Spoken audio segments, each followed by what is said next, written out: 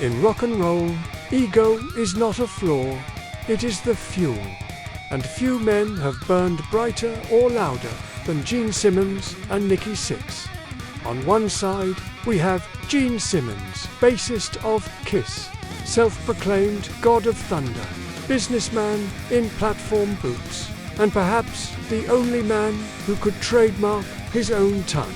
On the other, Nikki Sixx, architect of Mötley Crüe's chaos, survivor of actual clinical death, and patron saint of Sunset Strip's self-destruction. Now this wasn't a fistfight. This was a war of philosophy. Gene built Kiss like a corporation. Face paint, lunchboxes, action figures, branding so airtight you could franchise it. To Simmons, rock and roll wasn't just music. It was merchandise. Then came Mötley Crüe, less calculated, more combustible. Where Kiss simulated danger, the Crüe appeared to live it.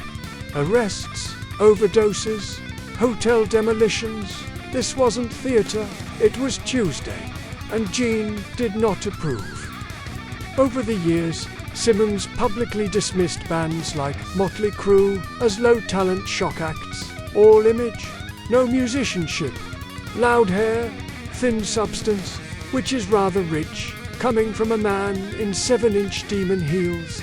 Nikki Sixx, never one to accept critique quietly, fired back. 2-6. Kiss represented corporate rock, safe rebellion, danger with a licensing deal. In interviews, the tension simmered. Was Kiss a marketing empire masquerading as a band? Or was Mötley Crüe simply chaos without craft? What makes this feud fascinating is that both sides were, in their own way, correct. Kiss mastered spectacle before MTV made it profitable. Mötley Crüe mastered excess before rehab came calling. One side built an empire, the other nearly burned one down. And yet both bands sold millions, filled arenas, and defined eras of decadence. This wasn't truly about talent. It was about authenticity. Gene believed rock should be monetized. Nikki believed rock should be survived.